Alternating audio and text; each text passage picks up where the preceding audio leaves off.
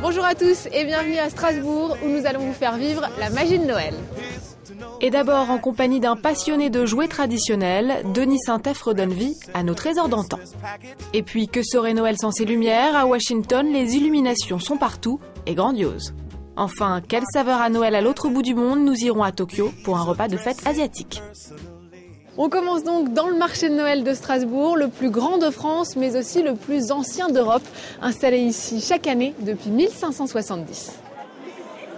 4 siècles de tradition et une ambiance unique, toute l'atmosphère des fêtes de fin d'année est là. Près de 2 millions de visiteurs petits et grands sont attendus. Ici, on trouve de l'artisanat, de la gastronomie, des décorations. Et on vient évidemment ici pour les jouets et chacun sait quoi commander au Père Noël. Moi, je veux une guitare et une poupée. Pour Noël, je voudrais des livres, des jeux de société.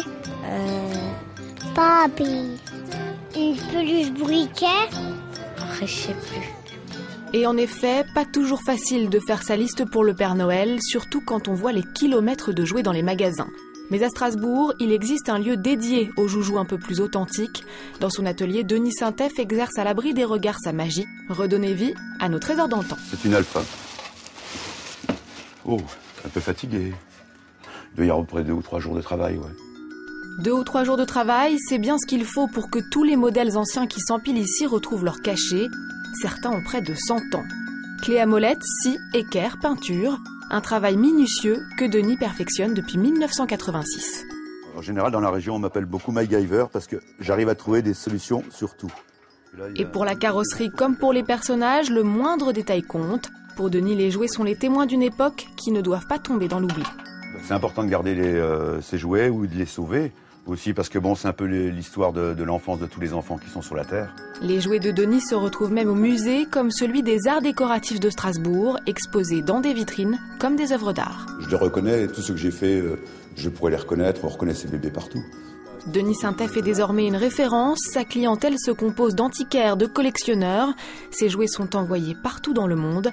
Après tout, le Père Noël des temps modernes, c'est peut-être lui. Moi? Non.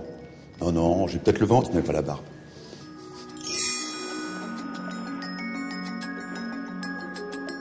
Strasbourg serait aussi, selon la légende, la ville où est née la tradition du sapin de Noël et celui du marché fait 30 mètres de haut.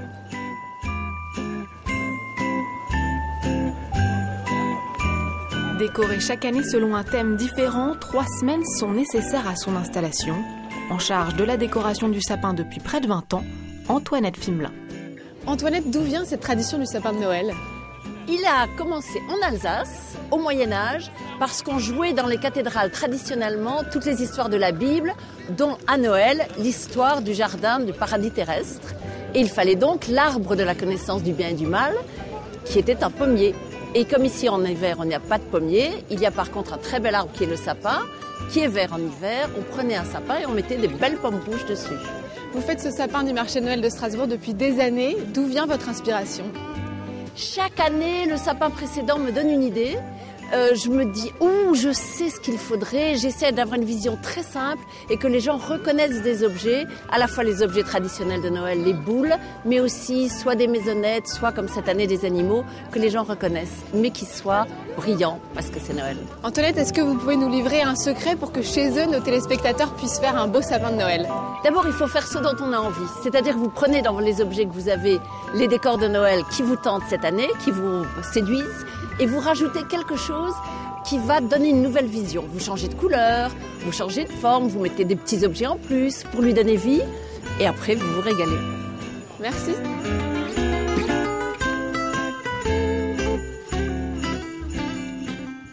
En plus de son sapin, Strasbourg est éclairé par des dizaines de kilomètres de guirlandes lumineuses. Mais pour avoir un aperçu de la vraie folie des illuminations, il faut traverser l'Atlantique direction Washington, où les décorations de Noël donnent lieu à des compétitions entre voisins.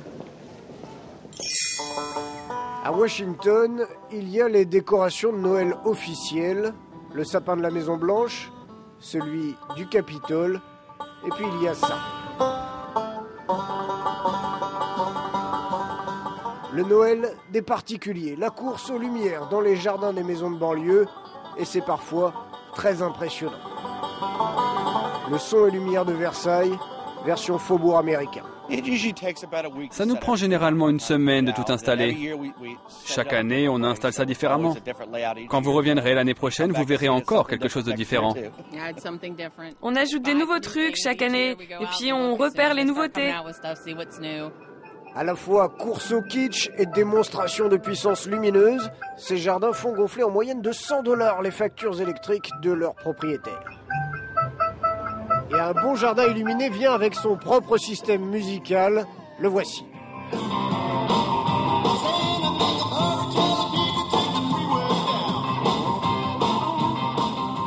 Le propriétaire de cette maison nous explique que cette année, il a installé avec sa femme 275 personnages et 50 000 lumières.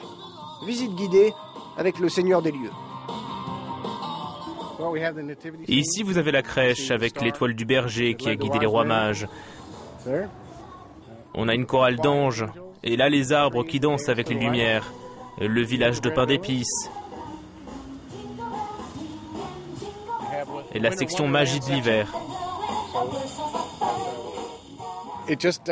C'est arrivé un peu comme ça. On a commencé avec quelques décorations et puis on a continué. Et finalement, on est arrivé à un point où c'était tellement énorme qu'on a décidé d'en mettre plein la vue. Mais de toutes les maisons, la palme revient à celle-ci. 3 étages de décoration et un curieux alliage. Mickey, la crèche avec Joseph et Marie, le Père Noël est là aussi. Le plus étonnant, c'est parfois l'inspiration de ces gens. Où vont-ils chercher tout ça? Vous avez contre moi une friandise très connue. Nous en tairons le nom pour ne pas faire de publicité à l'antenne. Et voici notre choix pour le prix du meilleur article de jardin, l'igloo garni. Reste à choisir si ce sera l'Oscar du plus kitsch ou du plus effrayant.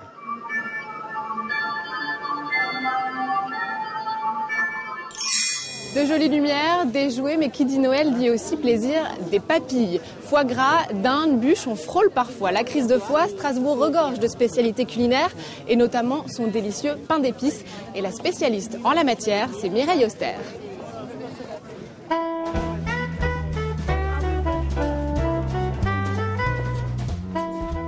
Alors Mireille, on est maintenant dans votre boutique, ici à Strasbourg. Alors ça, c'est le pain d'épices, l'ingrédient de base, mais on peut faire énormément de recettes à base de pain d'épices. Vous pouvez cuisiner avec le pain d'épices, c'est ce qu'il y a de plus drôle d'ailleurs. Parce qu'en fabriquer, c'est facile, on prend une recette, mais après on peut imaginer tout un tas de préparations avec ça. Alors là, qu'est-ce qu'on va cuisiner? Aujourd'hui, nous allons préparer des œufs cocottes au foie gras avec des mouillettes de pain d'épices. J'utilise mes doigts là? En cuisine, on utilise toujours ses doigts. Ok, alors on y va. Les mains, ça se lave, et puis voilà. On tape sur le bord, on va le casser en entier. Une coutelée de crème, allez-y franchement. Okay. C'est là du Encore foie gras. Un peu de gras. Voilà, du foie gras de canard qui va nous protéger contre les rigueurs de l'hiver. D'accord. Voilà.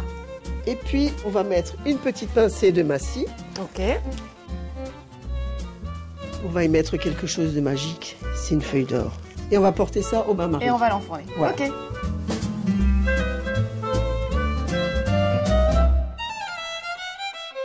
Et voilà, l'œuf cocotte avec ses mouillettes de pain d'épices. Ça a l'air délicieux. Bon, c'est le moment de vérité, le meilleur moment pour moi. Je vais goûter. Voilà, petite cuillère.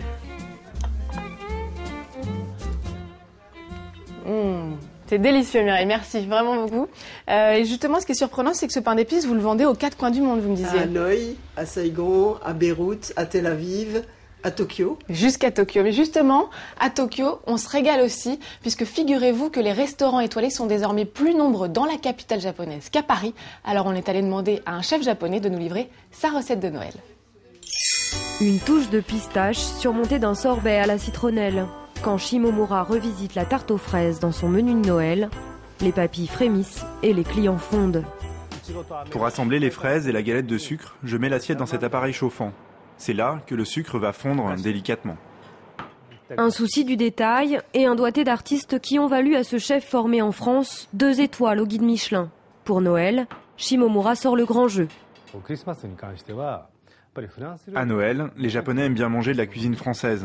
Noël, c'est le sommet de toute l'année pour moi. C'est le moment où je prépare mes meilleurs plats. Amateur de gastronomie, Tokyo vous tend les bras. La capitale nippone compte 3 fois plus de chefs étoilés au guide Michelin que Paris. Les chefs japonais excellent dans leur cuisine traditionnelle, bien sûr, mais aussi dans les cuisines coréennes ou françaises.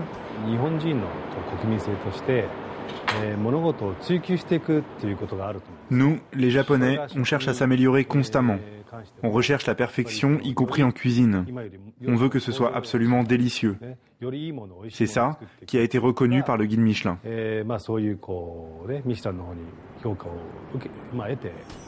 Tokyo, capitale mondiale de la gastronomie, l'explication de cette écrasante supériorité pourrait bien être mathématique. Au Cordon Bleu, une grande école de cuisine française à Tokyo, on fait les comptes. Le Japon est un pays qui a 2 fois la population de la France. C'est un pays qui va au restaurant traditionnellement presque 10 fois plus que les Français. Donc c'est logique d'un point de vue arithmétique et économique qu'il y a plus de restaurants. La gastronomie, on le voit bien ici, c'est un sport national quelque part. Dans ces conditions, difficile pour la France de lutter face au Japon, mais tout n'est pas perdu pour autant. À Noël, gageons que nombre de Japonais mangeront français.